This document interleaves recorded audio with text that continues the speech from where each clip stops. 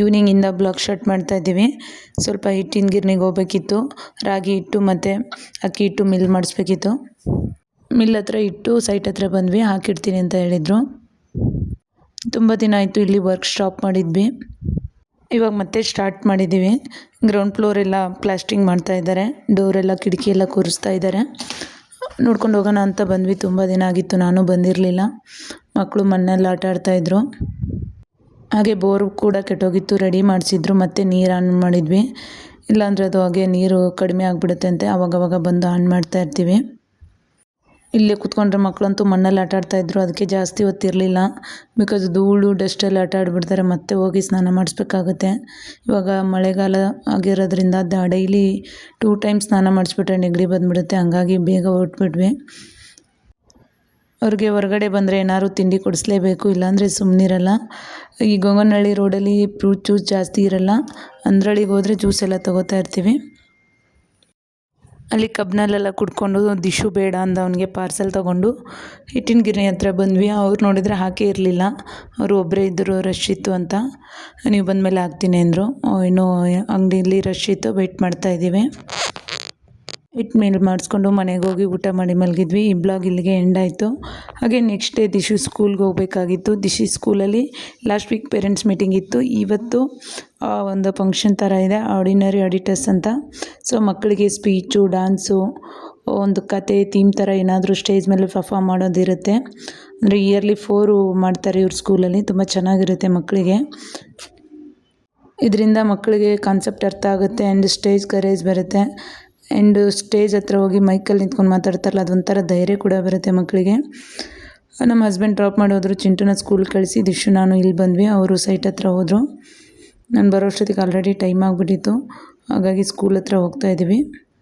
And ನಾನು Meesho content creator ಆಗಿರೋದ್ರಿಂದ ನಾನು ಹಾಕೊಳ್ಳೋ ಡ್ರೆಸ್ಸು, ಬ್ಯಾಗ್ಸು ಎಲ್ಲನೂ ಮೀಶೋಯಿಂದ ತರಿಸಿರ್ತೀನಿ. ಸೊ ಅದರದ್ದು ಏನಾದರೂ ಲಿಂಕ್ ಬೇಕಂದರೆ ಲಿಂಕ್ ಅಂತ ಕಮೆಂಟ್ ಮಾಡಿ ನನ್ನ ಇನ್ಸ್ಟಾ ಐಡಿಗೆ. ನಿಮಗೆ ಲಿಂಕ್ ಬರುತ್ತೆ. ನನ್ನ ಲಿಂಕಿಂದ ಪರ್ಚೇಸ್ ಮಾಡಿದರೆ ನಿಮಗೆ ಎಕ್ಸ್ಟ್ರಾ 10% ಡಿಸ್ಕೌಂಟ್ ಸಿಗುತ್ತೆ. ನಾನು ಹೋಗೋ ಅಷ್ಟೊತ್ತಿಗೆ ಇನ್ನೂ ಸ್ಟಾರ್ಟ್ ಆಗಿರಲಿಲ್ಲ, ಜನ ಕೂತಿದ್ರು ಅಷ್ಟೇ. ಇವಾಗ ಸ್ಟಾರ್ಟ್ ಆಯಿತು. ಟೋಟಲ್ ಕರೆಕ್ಟ್ 9:30 ಸ್ಟಾರ್ಟ್ ಆಯಿತು.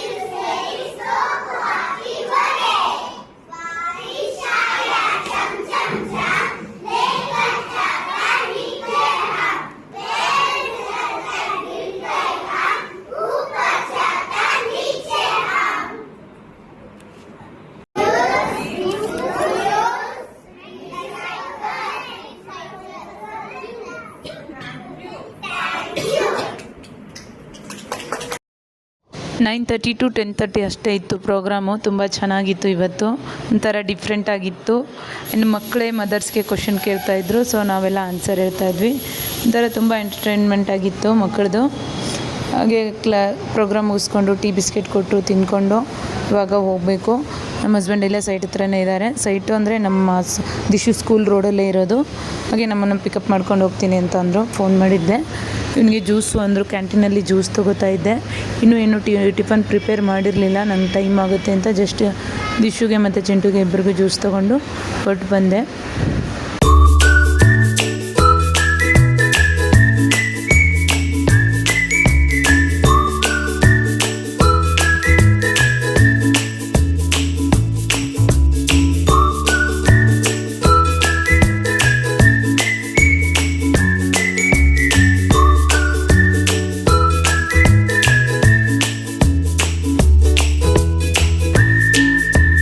ಹಾಗೆ ಸ್ಕೂಲಿಂದ ಬರುವಾಗ ಚಿಕನ್ನು ತೊಗೊಂಡು ಬಂದ್ವಿ ಪಾರ್ಸಲ್ಲು.